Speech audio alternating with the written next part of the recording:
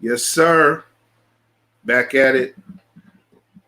We resurrected because the job, like the tribe said, the job of resurrectors is to wake up the dead. So that's what we doing tonight here, running with war. You hear that sound coming. That's the train coming, man. That's the train of thought. I don't know how many more rap albums I'm gonna reference before I get through this intro, but yeah, no, this is it, man. If you heard us before, you're hearing us again. Josh Hicks, Chris Pennant, and your man Kyle Means, editor director, WeAreRegalRadio.com, War Media, the Empire Rising, and we are here to talk basketball because it's getting back to be a time where it makes sense for us to talk about basketball. So, that's what we're here for. That's what we're doing, and we're here on this wonderful new platform called StreamYard, and we're streaming directly into our new oldish YouTube page. We haven't made much use of it so far, but we are going forward. And this is one of the things you can see on that page. Just us talking, streaming our beautiful faces. About 2.5 shades of brown you can see on the screen. And, we just showing love. It's all about Black Lives Matter, y'all. And it's all about Regal Radio and how we showcase Black thought and Black thinkers, Black opinions, Black beliefs, everything. That's what we've been doing, and that's what we're going to keep on doing. So, guys, glad to have you on with me and back at it here, doing our thing, man. So how y'all guys doing? Gone too long, my brother. This has been gone too long. I miss these Running with WARR podcast that we've been doing, man.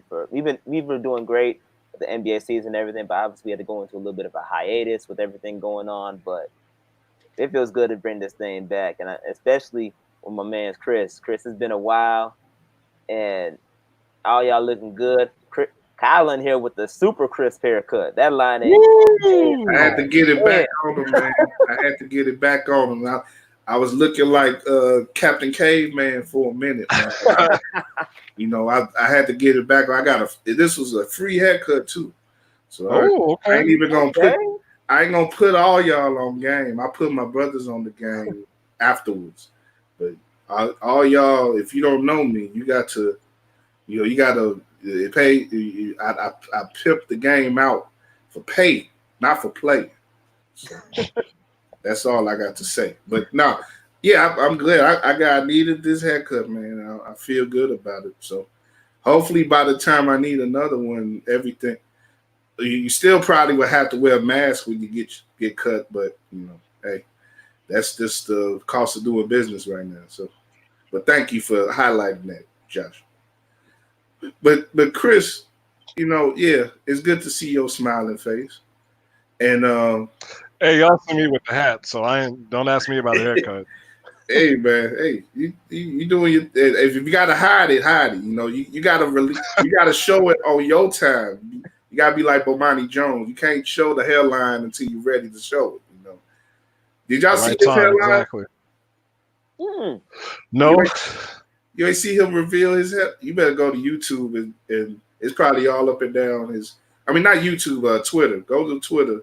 Taking the moonwalk. Huh? It's taking the moonwalk. Oh man, somebody put his picture next to Marvin Gaye at the '83 All-Star game. You know what I'm talking about? We say the Star Spangled Banner. Oh, it was a dead ringer. It was a dead ringer, man. It's a throwback look. I'm lucky, man. I'm on the wrong side of 35, and my hairline still is pretty decent. So I thank the Lord for that. If nothing else. Yeah, he really does look like Marvin. You see it. They been clouded, dude, man. They been clouded, dude. He got a high self-esteem though, so I'm sure he's okay. But they've been getting some jokes off. That was great to see. That was great to see. But you look at so many old players talking about basketball, like World Be Free and like these late 70s, early 80s brothers, that was sort of a go-to design for them. They had receding hairlines, but they didn't shave. Nobody really shaved until Mike. So I don't know I don't know if y'all got any thoughts about that. I think because I was my guys were talking about the Tyson biopic that made the news. With Jamie Foxx, yeah. Mm-hmm. And we were talking about boxers that we would like to see since there's been so much about Mike. And we brought up Jack Johnson, and I don't know if Jack Johnson shaved his head down, but I mean he was out there with the close crop cut at the very least. So it like you say, like guys weren't really doing the ball thing completely until probably Slick Watts. I know Slick Watts had the headband, but until Mike made it real popular. Right. Yeah. He popularized it. Slick Watts, he's an old pacer, wasn't he? He was on the Pacers. Yeah. I think he won the title with the Sonics in '79. Yeah. Okay. That's a throwback. That's a Wash reference, and I'm not even that old. Well, that's a good. But see, you a real basketball head though to come up with something like that. But Jack Johnson, I'm thinking 120 years ago to shave your head regularly, that might have been some pain involved in that, man. Yeah, for real, man. Because you had to use the straight razor for that. Hell yeah. Yeah. Yeah. Well, that's maybe we should have a segment sometime where we talk about great hairdos in the NBA because there's been quite a few different styles. We talk about baldies and braids and afros and whatever the hell Andrew Bynum did when he had that Beatles look or whatever. There's been a lot of dudes that had some weird hair in the league. Yeah. That's true. But let's get into some talk with what's going on right now with the league, and what is proposed to be happening by the end of this coming month, this next month, July.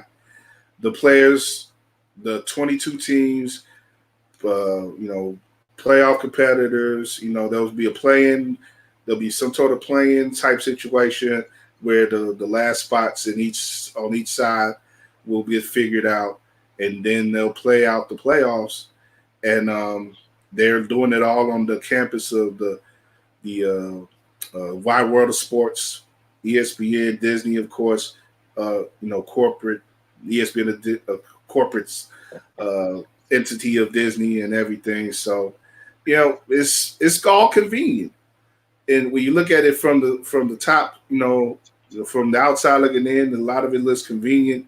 I advise you guys to check out our guy Drew. He wrote a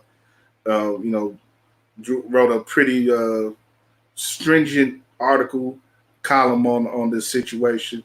That's available now on wearerigoradio.com. But there's still a lot to worry about given the situation that we're in right now, where you look across the southern half of the United States, the Sun Belt as they call it, and in Florida in particular, which is a subtropical climate, especially at this time of the year. But there's no the case, and they've also been very open with the way that they've done business down there. They haven't restricted things as much of the rest of the country has. So they still have quite a few cases of COVID-19 that are popping up there day after day, deaths day after day. And we're seeing and hearing every day athletes from different sports, soccer, we've seen it, baseball, we've seen it, basketball, where teams are reporting that their players are coming down sick. There's whole teams that Chris brought up before we got on. A women's soccer team has declined participating in that league's cup, the North American Soccer League. The Challenge Cup. Challenge Cup that they're having to in lieu of their season that they would be engaging in now. They have a Challenge Cup, and that Orlando team down there is not competing in it because of the number of cases they've had. So the first thing I bring to y'all with the NBA and the WNBA, we can't forget both having plans to commune together and try to salvage their seasons in Florida, what type of idea do you think that is off top, and do you think that it can come together in any way for either of these leagues to succeed and put on the games that they want to put on? That's a solid question to ask, Kyle. What kind of idea is it? It's a bad one. It was a bad one before. It's a bad one now, and it's going to be a bad one in a couple months. And honestly, I'm not trying to push it to the side. I want sports to come back at some point. I'm a sports fan, even though the things going on right now make me think that sports could be pushed off to the side, should take a back seat, just so everybody doesn't get distracted. And that's the public, not the players so much. But Florida, like you said, has been the epicenter of some. Can we swear on here? Can I speak? You say what you want, man. The governor's been on bullshit since the election. No matter whatever happened with Andrew Gillum afterwards, Ron DeSantis was on some bullshit then. He is a Trump surrogate. He is a Trump ass kisser, and he's going to do things his way, which is to say the absolute wrong way. So they've had Florida pretty much open since my birthday on June 5th. And I was just reading an article that I think the cases have spiked in at least one county in Florida. I think they said that Tampa Bay, Pinellas County, are up like 280% since that point in time. They went from an average of like 19 or 20 cases a day to 76, and that's just new cases. Those are the people, as always, it's the people who are getting tested. I haven't gotten tested yet, partially because I don't have a general practitioner, and partially because I don't want a long stick jammed up my nose. So think about all the people who haven't gotten tested yet who have this virus. And this is where the sports want to hold their seasons. And it's a short season. We were going to have our guest on today, and she made the point of saying a 22-game season is not really enough. She wasn't talking about coronavirus necessarily, but you got these leagues cutting their season in half, in the third. What's the point? I don't see the point of it in terms of making a few bucks, putting your players, whether they're marquee players or the guys who just drive the league by putting their time in. I don't see the point in putting them in jeopardy. Yeah, I agree, and I'm starting to agree with that. Josh, I'll let you get in a second, but I think what it comes down to is there's a lot of revenue that's potential to be lost, but it's not backbreaking revenue, and especially if the league shares it with the players. The league, of course, and the owners, they want all the money they can get, of course, and I can't fault them for that.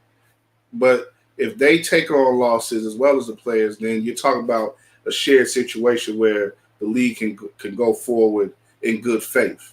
And that's that's with any league. That's baseball too. They've been fighting so much, but they haven't been acting in good faith. But anyway, if you have something like that where you just take the L, we've seen it with other sports already this year where they've had, for the first time or in the first time in a long time, they haven't had certain events. Well, if you take that loss as a complete entity, then there's nothing wrong with that. And if you tell your fandom that we'll be back in 2021, and they'll wait. But if you're acting funny style and you that pinching pennies or whatever, and trying to get around the players or whatever, doing something, then I think that's where the public is going to look at this sport and see, well, you guys are putting this off for no reason. Why should we invest our time and our emotions in you guys, and you can't even figure out a way to bring us these games at this point where we really could use them. We would love to see how these games would play out and how the season could be finished, in particular with the NBA.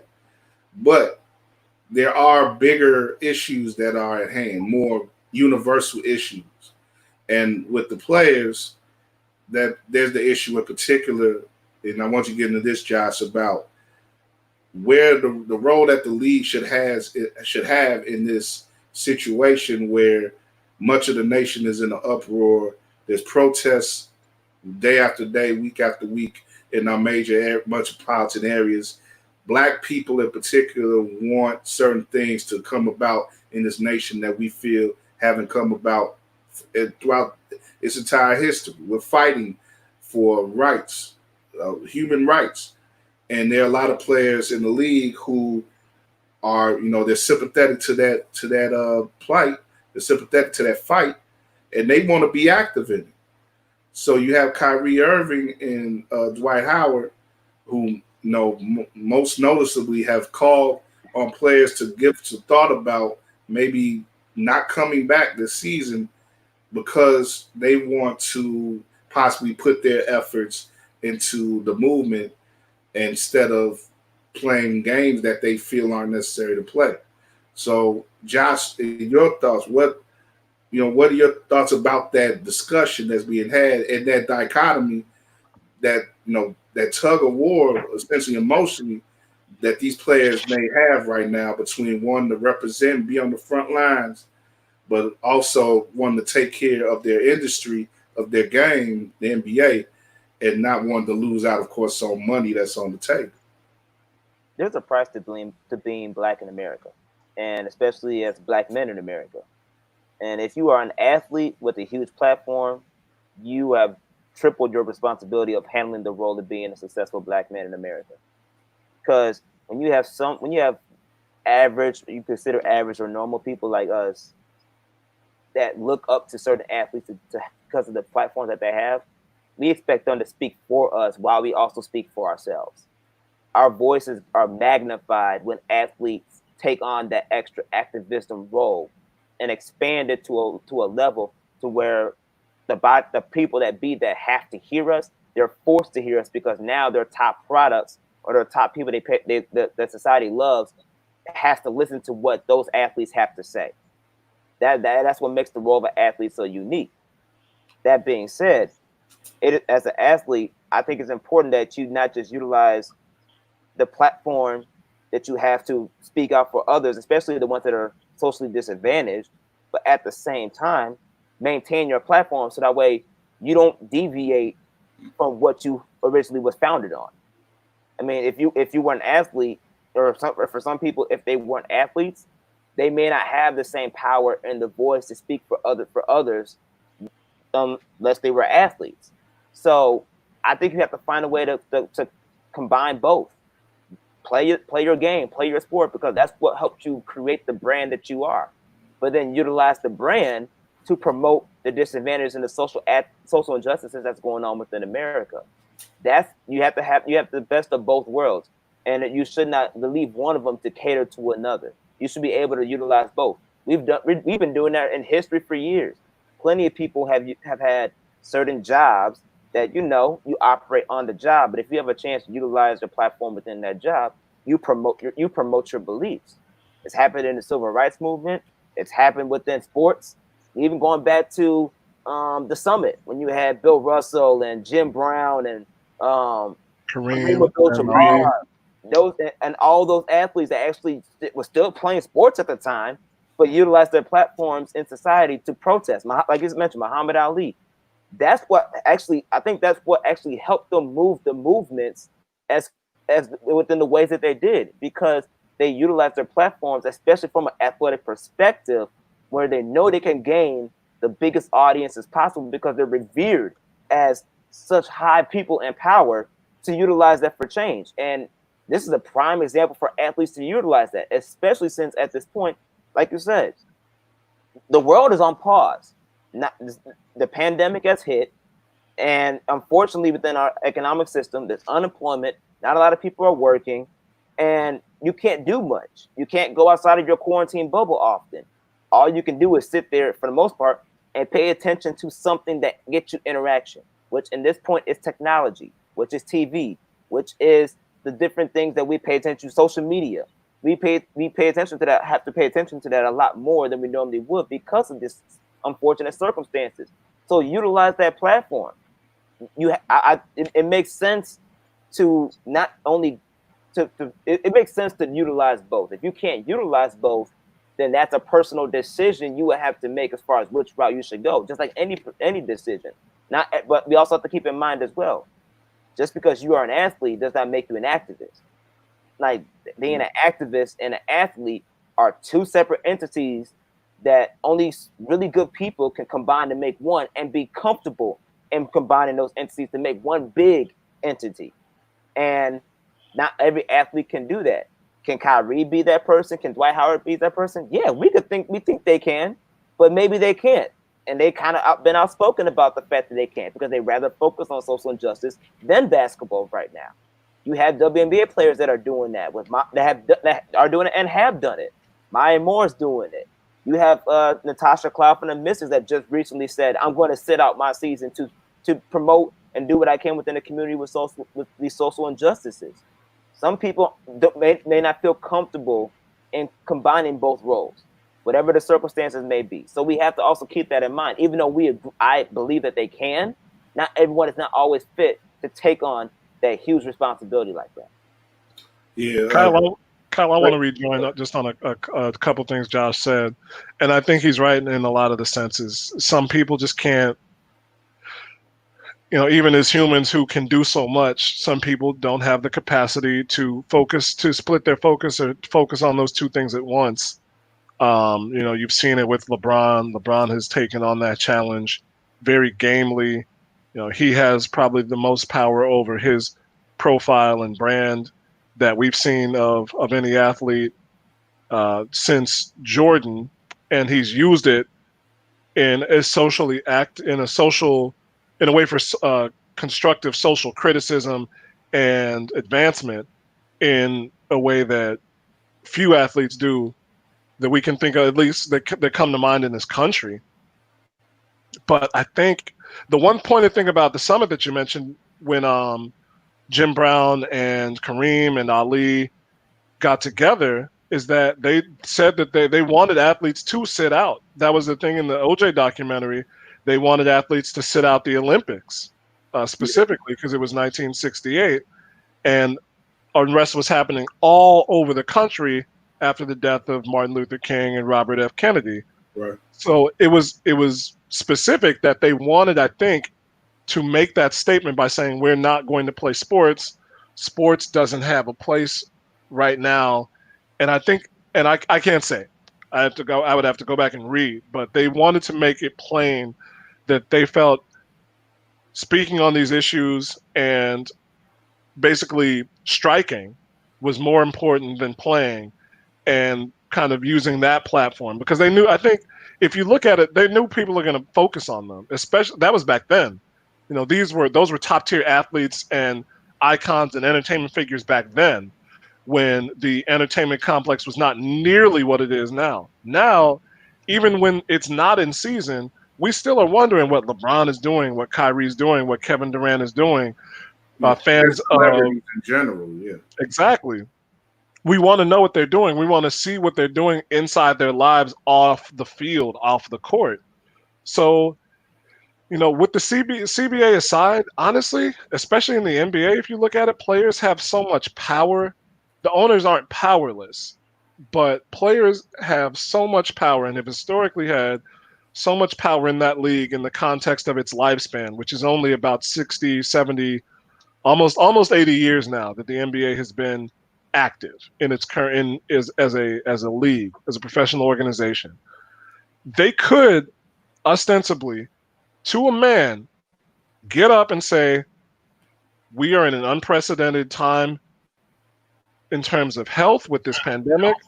We're in an unprecedented time of social upheaval with these protests, and we want to make it plain that we think these issues are more important than us playing right now, especially now.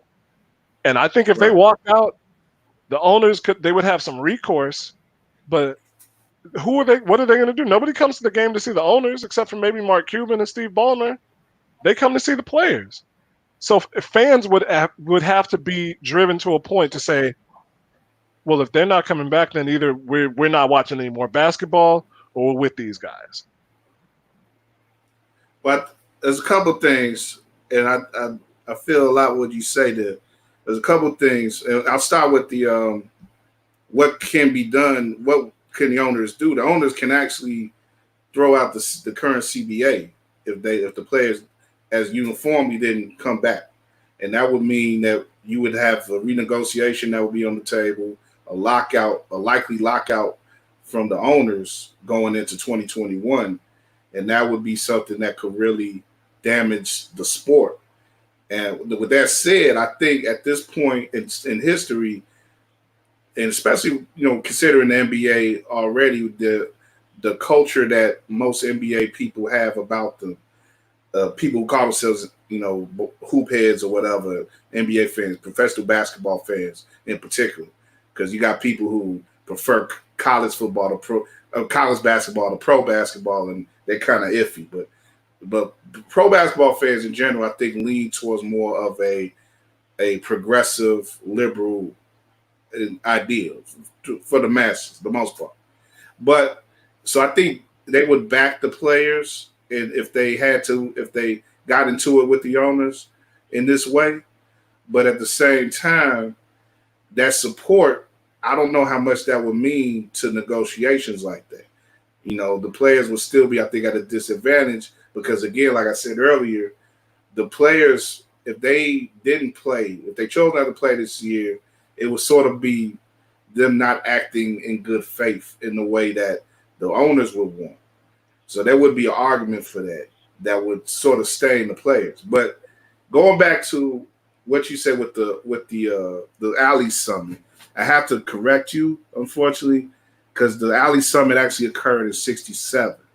Okay. So it wasn't '68. The Summer Olympics were '68 in Mexico City, and Kareem Abdul-Jabbar actually did boycott those Olympics. So Kareem, he was a big figure, still is, I guess. If you look at players who walk it like they talk it, he's always been a real dude when it comes to the movement. So going back to that time, he was just a college player. That was the only guys who played in the Olympics for the United States then were college players. He was at UCLA still. He boycotted those '68 Olympics, and so he made an impact in that way. But so did John Smith and Tommy Carlos, John Carlos and Tommy Smith. Right. So that's really the golden standard when you talk about competing, winning, and making an impact and making a statement in winning and showing up, as well as you could go all. I've heard this mentioned online too, going back to Jesse Owens in the '36 Olympics. How would history have treated Jesse Owens if he didn't go to Berlin and whoop the Nazis' ass and show out in front of Hitler? He would have been a less impactful presence in history if that was the case. And when you go to, and the last thing, when you go to that Ali Summit, they definitely, like you said, Chris, I think those guys were of a mind that you should withdraw your services if you please, if that's what you feel. But what they were really getting behind in that summit, because it was '67, they were getting behind Ali getting back in the boxing, which is what the man took from him. When he made his stand, the man took his belt from him. They took his ability to earn and to be a professional away from him. So that's something, again, when I look at the struggle for Ali in particular, that shows me that, like Josh says, if you have a platform, maintain that platform and build on it.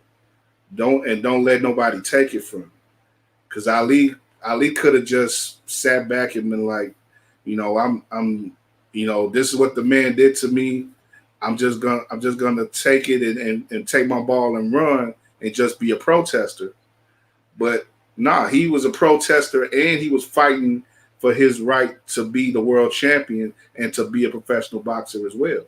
And he came back and he was able to do that. He was a champion for another 10 years off and on because of his fight to want to do what he wants to do and to use those God-given gifts that he has. And I agree with you on that. I appreciate you correcting me on those dates and times and places. It just really seems to me that this is a country that I think we could get a lot done by just putting our tools down. And, obviously with that sentence, you can kind of see where I'm coming from in the political aspect, like socialist, communist, but you get something done when you take money out of people's pockets. Just the same way that these protests have gotten something done when people said, we're tired of this. These stores don't belong to us. These businesses don't belong to us. They don't serve us. And even if it wasn't that, just that general outpouring of anger that was so palpable, this is that to a smaller degree. If guys say, we are so upset, we are so distraught, we are so angry at what's going on. And I'm saying, guys, I apologize. Players, people, if they say that, people are going to have to take notice. They won't have a choice. And the labor agreement is in place. I can't argue that.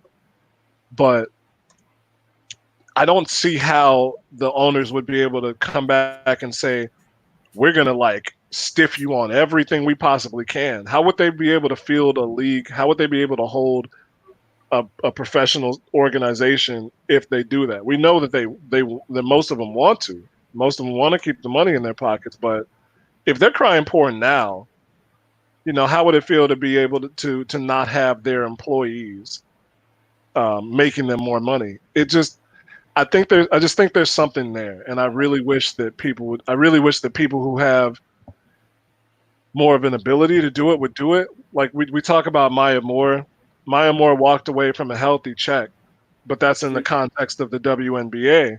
If you have guys who are making millions upon millions say that this is more important to them, people are going to stand up and take notice even more. And it kind of bugs me that women's basketball players who already are behind the eight ball are the ones who are most willing to stand up and say, this is more important to me.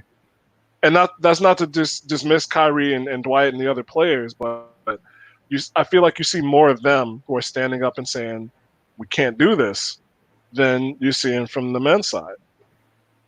No, That's a valid. Give me a second, John. That's a valid statement to make, Chris, and I think it's something to be said for that sacrifice that WNBA players are seen to be more willing to take than NBA players. And how was that? A couple other things I was thinking about, but Josh, go ahead. What you want to go to, Josh? I'll see if I pick back up with my other thoughts. No, I was going to say, Chris, they're very good points, but it goes back to the idea of personal choice because at the end of the day, circumstances are completely different between the WNBA and the NBA. NBA has a lot more TV deals, and they generate a lot more money. They're dealing with ownerships that have a lot more money than most WNBA owners. So, and as far as a game perspective, WNBA are only playing 22 games with a playoff. That's relatively short. The NBA is still trying to play a whole at least 10 games before they even have a 22-plus game playoff, depending on what it is. So the circumstances are unfortunately different. And as far as your point, as far as the players with millions and millions of dollars willing to speak out against that, that's where Kyrie steps in, because he has been one of those people that is making that top tier type of dollar and still saying if he wanted to make that choice where he can give up basketball to go support and protest, then by all means he would. That speaks volume. That really does. And I think he unfortunately got a lot of backlash for it. But that's something we should really commend Kyrie for, because he's willing to do what Maya Moore did. He's willing to do what Natasha Cloud is willing to do, to give up that game that gave him his life for the most part, that gave him a life that many people dream of, to willing to give that up to fight for social justice. But at the end of the day, everything's a personal choice. If you feel like you can do both, then by all means do both. But one thing the NBA has been good with is they're giving them that outlet. They are saying, hey, if you want to play, you don't have to play. We gave you a deadline to let us know, but you don't have to play. You can sit out this season and come back next year. I don't know how it works contract-wise, but at least one thing with the NBA is they have commended athletes to, if they want to really pursue that route, by all means pursue that route, even though they know, depending on the people, it could make an impact positively or negatively on the actual product itself. Well, in Kyrie's situation, for one, it wouldn't. I don't think it would negatively affect him if he sat out, because for one, that Nets team sort of played just as good without him this year as they played with him. But that's getting into pure basketball stuff. But I don't think, and this is where I was want to go to off of Chris's last statement, is that the owners. Another thing that could be on the player's side is the owners in the NBA, who does have a proven progressive leader in Adam Silver. They might not want to put themselves at a position where they seem like they're going against the movement, where they're being, they're being adversarial to the movement and to black men, which is a position that they could very well put themselves in if they were to be like, well, all right, let's throw the CBA out there. Since you played us on these 20 or so games, let's throw out the CBA and try to have a 60-40 split for revenue. I don't think they would want to do that, but we never. You can't put it past the white man on some things, and you never know. But I think the NBA they could stand to be more civil in that way, and looking at that situation, that individual situation with Kyrie, the Nets would probably be cool with him, especially knowing that he wouldn't play even these games out with Durant anyway. They still have to wait another season for Durant to come. So they may be like, well, go ahead and do what you want to do. Make your statements elsewhere as you want. Now, with that said, I'm willing to give Kyrie some credit, like you said, Josh. But I will reserve credit until he actually makes that step and leap out on his own, and not just be like, well, hey guys, if you don't want me to do it, or if I can't get these guys to do it with me, you don't need a group of other guys to do it with you. If this is so important to you, do it yourself. Set that example and that standard that you want others to have. Set it yourself. Don't just wait on a group to be able to do it with a group of others. Just do it. You're a Nike guy, just do it, And that's all that's what I'll say about him and Dwight, and anyone who's like, well, you ain't a real brother if you don't believe that we should step out and we shouldn't sit. No. Forget all that. Just do it, walk it like you talk it, like Kareem did, like Ali did, like the brothers of the past did. Walk it like you talk it. That's all I gotta say.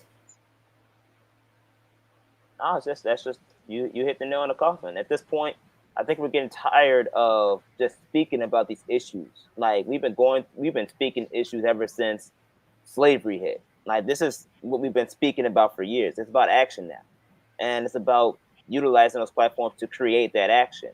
That's why people like LeBron are being so revered, because he's always put his money where his mouth is. He's walked this talk. He's created the avenues to where you can create impact, whether it's legislation or the school, the I Promise school that he's built. More than an athlete. Recently, now with more to vote.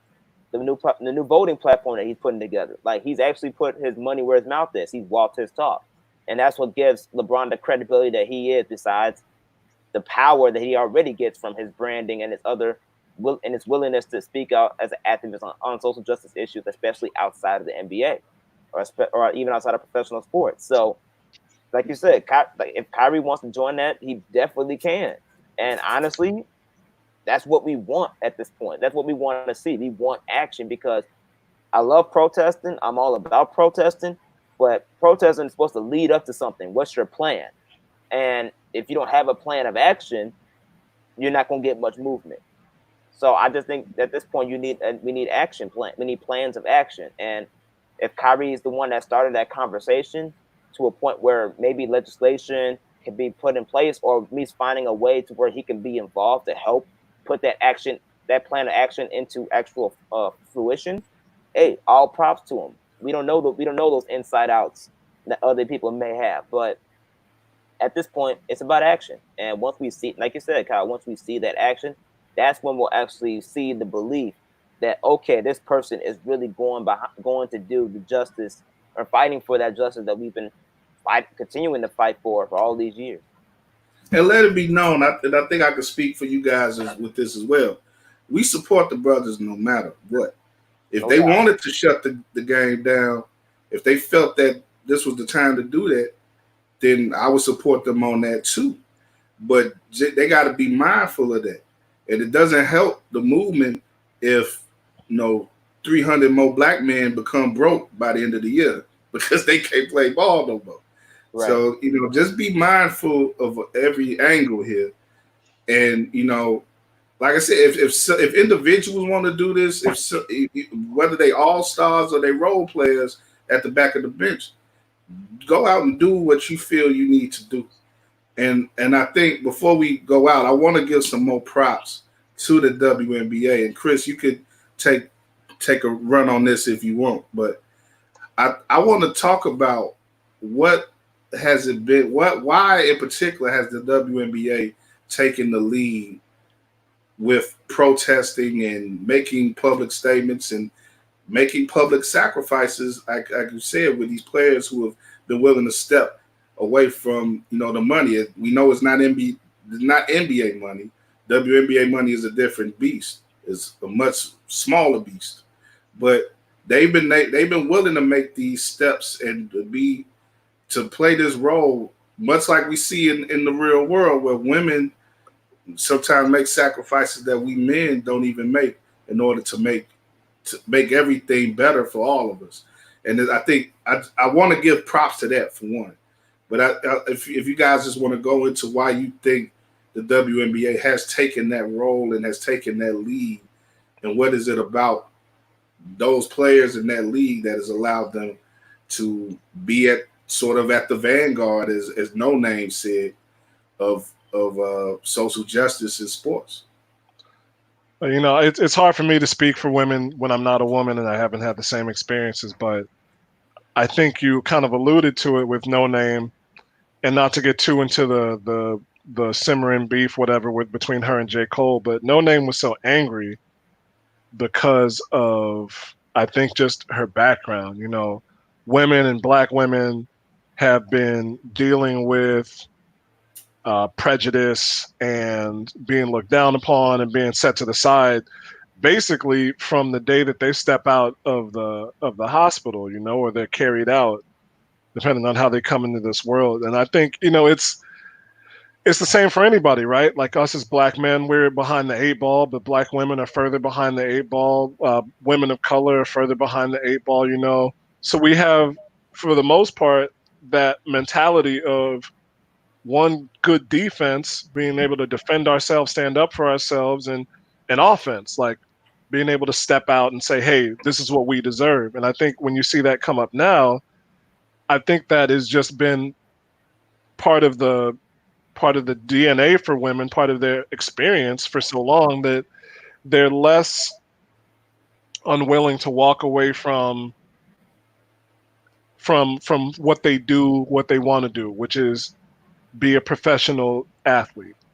In terms of like Natasha Cloud and Maya Moore and Imani McGee Stafford, who's going to law school, it's more important for them to make change in those, and away from the court, away from the field, than it is to play. I think this is just my thought, obviously, but I think that background, especially when you're talking about black women in America, they've dealt with it for so long. When Josh, you were talking about the money and the difference between the WNBA and the NBA, it means so much more for those players to say no, because it's not as much money, but it's a bigger chunk in terms of what is available to them.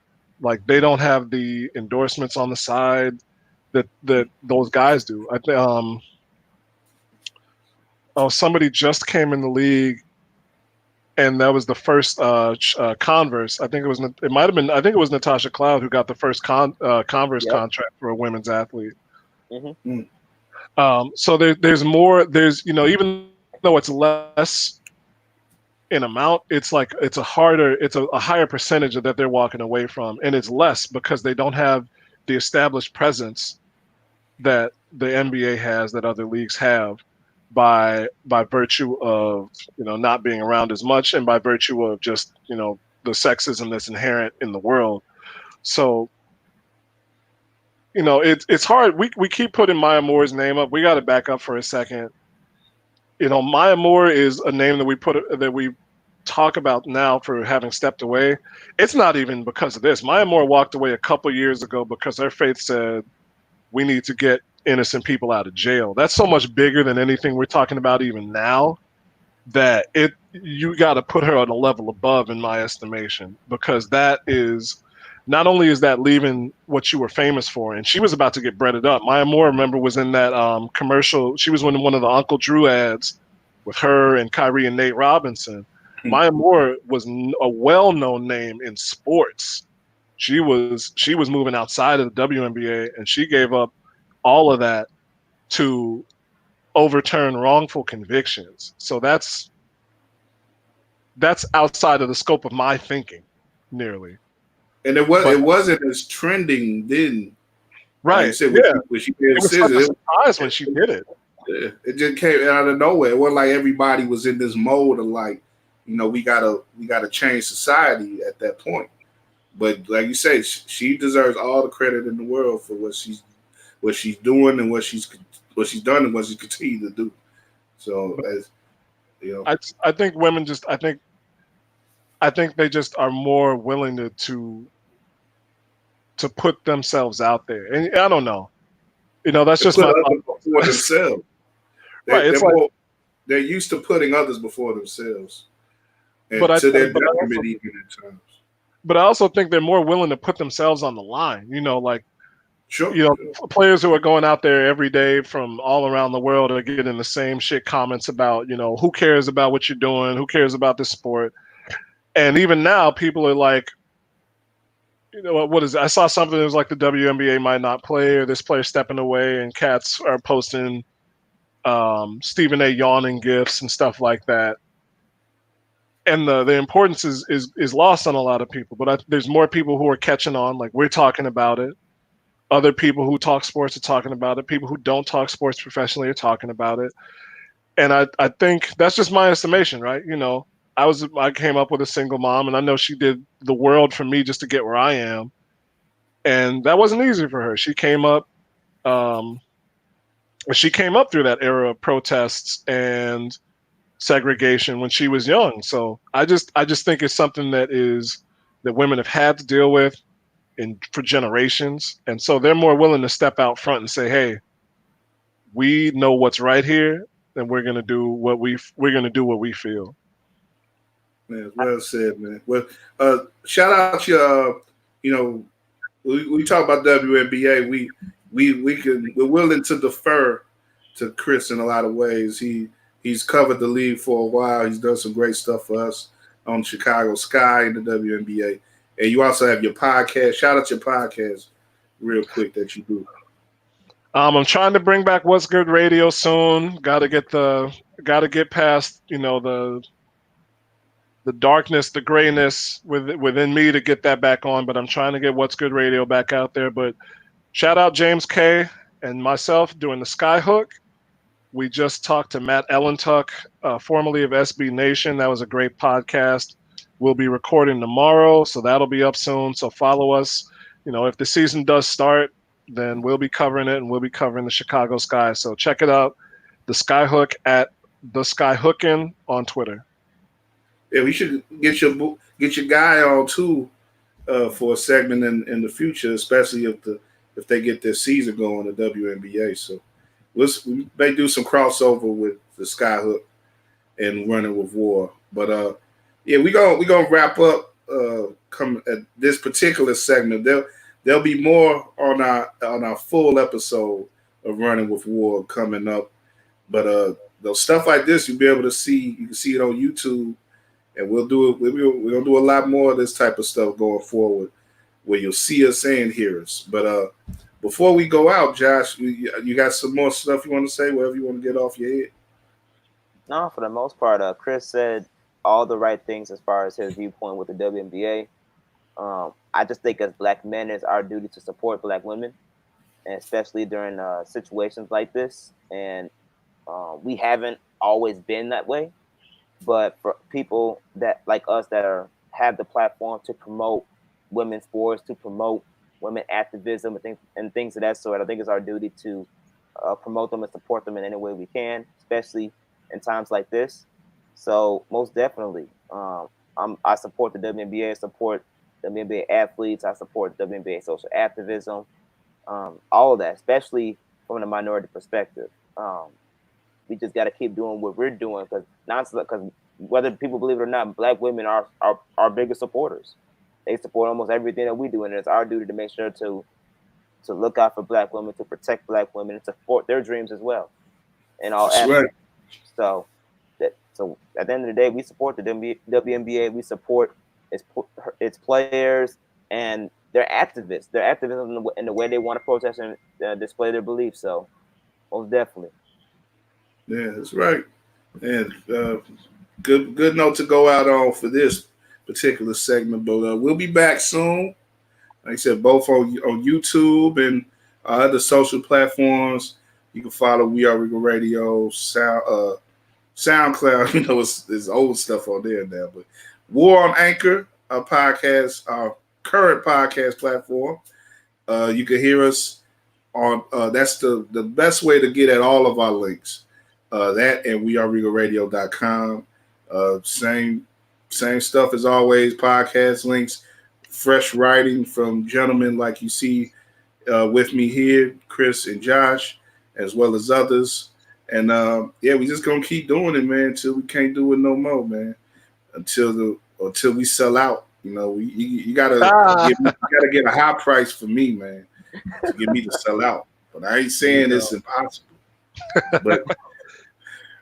But no, we just doing it, man. We grind it as always, and we just want to provide a space for people to talk and people to know that they're not alone out here, whatever they're feeling or thinking in regards to these issues. So, we gonna give it to you. We gonna try to keep it fun as well, but we gonna hit you with some real stuff as always. But Runnin With WARR coming up, we'll probably do some more straight ahead talk about the NBA and the WNBA as well, looking at what could possibly how these quarantine basketball games could possibly play out, in regards to looking back at the season that played out, at least with the NBA, the season that's already played out, and what it could tell us about these possible games to come forward. And yeah, there's other stuff too, talking about hairlines and past games. That's interesting stuff that if you got anything that you think we should talk about, feel free to comment on YouTube or anywhere else that you see our stuff where you can do comments. Come holler at us and let us know. Follow We Are Regal Radio on Twitter. Gentlemen, you can give out your social tags right now if you like. You follow me on social media on Twitter at jhicks042 and on Instagram at that guy Josh Hicks. And also please subscribe to War on Anchor. We got a lot of stuff going on there, especially with your boys In the Scope podcast. You got to check that out, man. We revived that, and we got a lot of good heat coming your way. So definitely be on the lookout for that. And Chris said he gonna do some more stuff, so I'm gonna hold him to it. What's really good? It's always follow the site, weareregalradio.com. You can see me there. I'm on Twitter at Quandary Kitten. That's KWANDARY Kitten. And they finally got me, man. I'm on Instagram. Yes, follow Jake 2 and the number 5. Jake, you learned how to repost 5. I swear, man, and it was for the worst versus of the whole series that I joined Instagram. I'm so upset about that. You're gonna be hearing about that for a long time. Nelly disappointed us all, man. He let St. Louis down. He really let the Lou down. It's a dirty world, man. It's a dirty world. That's it, man. Yeah, WRK_WRT. That's work right on Twitter. K Mean on Instagram, Kyle Means on Facebook, Regal Radio on Facebook, and we are Regal Radio everywhere else. I'm still trying to see. I don't know for whatever reason I can't change the name on Facebook. You know, it's such a restrictive space. Facebook was, you know, but it's we got to still. You got to deal with it if you're a platform like ours. You got to deal with it on some level. Otherwise, now.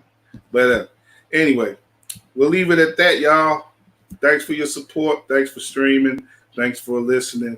And like I say, just keep on showing us love. We'll show it right back. But for now, man, me, Josh, Chris, we send y'all the best. Be safe out there. Try to do some good out there if you can for some others, and protect yourself. Protect your neck and your mouth and your nose area, because that's where the chronic gets in on you. Then your lungs end up looking like crispy bacon. You don't want that. You don't want that. We got to get rid of this COVID, and then we could get back to some real stuff out here, man. Real talk. Get rid of this COVID too. No COVID, no racism, man. That's what we shouting out here for the rest of 2020, man. But that's it, man. Keep the peace, man. Keep it alive. Whatever. Keep it gangster. All right, we out. All right.